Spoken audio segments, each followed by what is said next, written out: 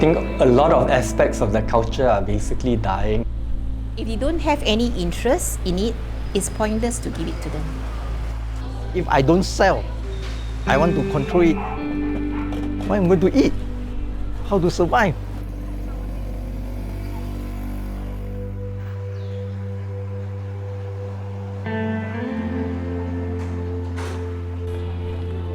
I think we're just trying to keep the art going. And it can go down from generation to generation. I guess, yeah, that it will not die out. We still cannot solve the problem.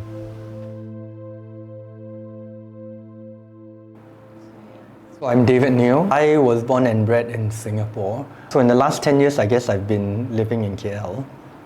Both my parents are Peranakan. So my dad is from Melaka and the Rumah Abu is still on Hiran Street. My dad's side, I think I can trace as far as like 10 generations in Melaka. My mum is Peranakan from Singapore. So we can trace maybe about 5 generations in Singapore, but they would have also come from Melaka at one point. The word Peranakan basically comes from the root word anak. So, which basically means locally born. And the whole idea of Peranakan was basically merchant immigrants, I guess, you know, the Chinese.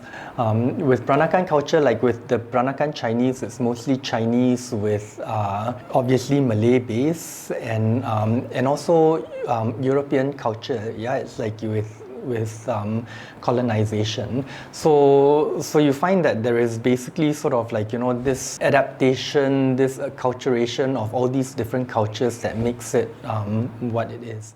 Your kasut manik is very much part of the sarong kebaya. And I guess before the sarong kebaya, the nonyas were wearing baju panjang. It's like, and it was to basically complete their baju panjang or their sarong kebaya.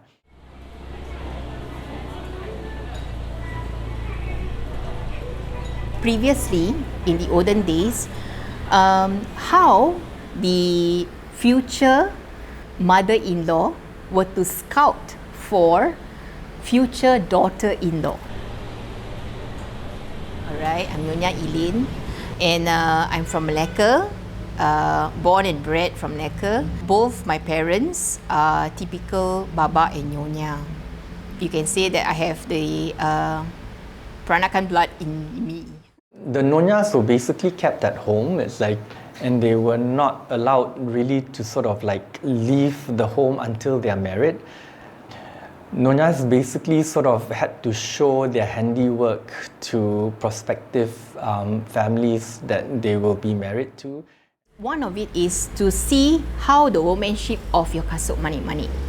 Okay, why? Because from the sewing of the kasut manik-manik, for example here, now at the back of the kasut manik-manik, they will see how it is being sewn, you know, and how tidy are you when you sew your kasut manik-manik. So that will actually reflect the characteristics and the personality of the person who sews it. And I guess more importantly, it was sort of like to see her character, you know, the patience and the discipline that goes into beading and what kind of like work you produce. So that was sort of like, you know, how that was part of the Peranakan culture.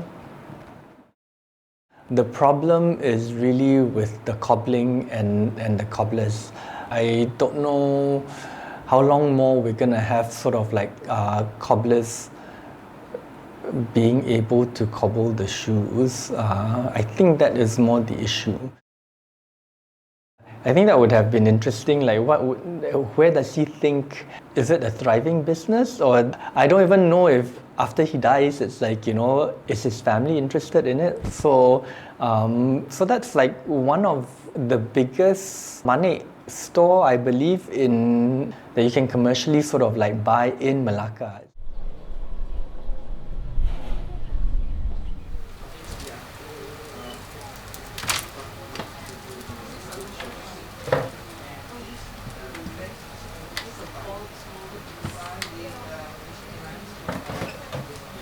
Okay, I'm Mr. Lim. In short, the full name is Lim Tian Seng. So in short, it's T.S Lim. So I operate my own business under T.S Lim Trading.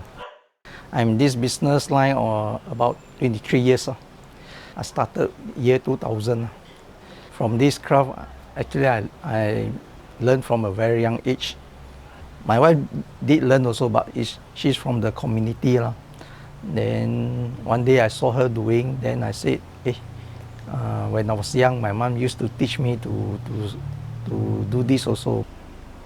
Yeah, I have a daughter, but at the moment, she's working, and maybe see lah, a few years down the road, maybe she will come in and just open a class to teach. I don't think she will come in to take over my business.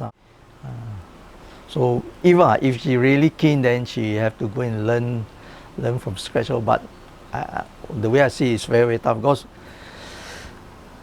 frankly speaking, this business, you need, besides sewing, you need to do some basic shoes,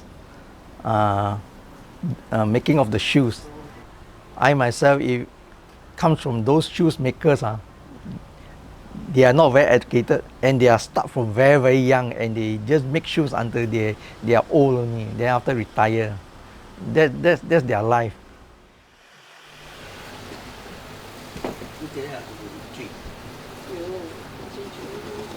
This art is something very unique that you can't find in anywhere else.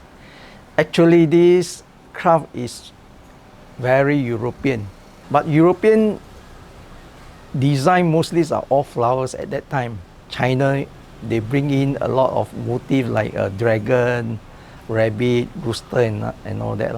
Right now you can see we got a lot of design. It's a melting pot of mixture of the design down here. Mostly now our design is based on kebaya, because kebaya is also one part of the Baba Nyonya culture. So traditionally we are following that trend also. Let's say now we found that there are some younger generation, they don't wear kebaya, but they want to wear beaded shoes. So we did some design, very young look like this one. This they can wear for every day as a casual wear. So this is something very modern now for the youngsters. This beaded shoes is also one part of the Peranakan heirloom. Normally heirloom they thought is like, oh, give me like a diamond or gold chain. But actually this is a shoe can be considered a heirloom. That means it can pass down from one generation to another. This heirloom, I obtained it from my grand aunties, okay, and my auntie, alright, my aunties actually, and also my mother, yeah. My aunt, my grandmother, my grand aunties, they are all wearing it. So indirectly, I'm exposed to love it, alright, and to know the value of each and every beaded shoes. And that's where I learned more about it. I have the love for it, and that's where I started to collect them, yeah, and appreciate them. So through the appreciation which I've shown, okay, then my late grand aunties, you know, they see that, oh, I love to wear it. So indirectly they say, okay, now this is a piece for you. You can go and make, you know, your kasut, according to your size, right? So I was very lucky in that sense. And at times, you know, at that time when I'm still very young, they had very old kasut manik-manik potong. Then they say, okay, this one, you know, I'm not going to use it anymore. I give it to you. I pass it to you, so you can go and resew it, you know, retapak. Then after that, to your size. So that's how I slowly started collecting one by one. Yeah. So all these, you need to have a person who inherit it, who treasures it, and know its value. Then they will, you know, keep it nicely, and it can go down from generation to generation. If you don't have any interest in it, it's pointless to give it to them because they don't treasure it. Sewing kasut manik-manik really tests of patience. It will take a very long time. But sad to say that, you know, nowadays, we young nyonyas have lesser time to sew all these because most of us, we concentrate on our careers.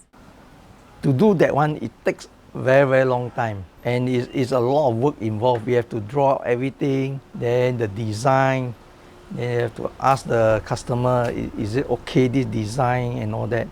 It's a lot of work. I think for the next generation it will be very tough because the trade is getting slower and slower and slowly going to be extinct. Because I see Singapore and Penang, those last time they have shop also doing. So once they retire, pull down the shutter, boom, that's all. Habis, nothing. If I don't sell, I want to control it. What am I going to eat? Macam nak makan? How to survive? That's why another problem again. Some design, other shop they don't have. It's handmade and it's limited. But actually this beads is not plastic, it's all glass beads. Olden times we have some vintage beads, they are mostly from Europe, that means it's Italy, German and France. At that time, those are glass beads, they mostly do for colored glass for the chapel. They are called Murano beads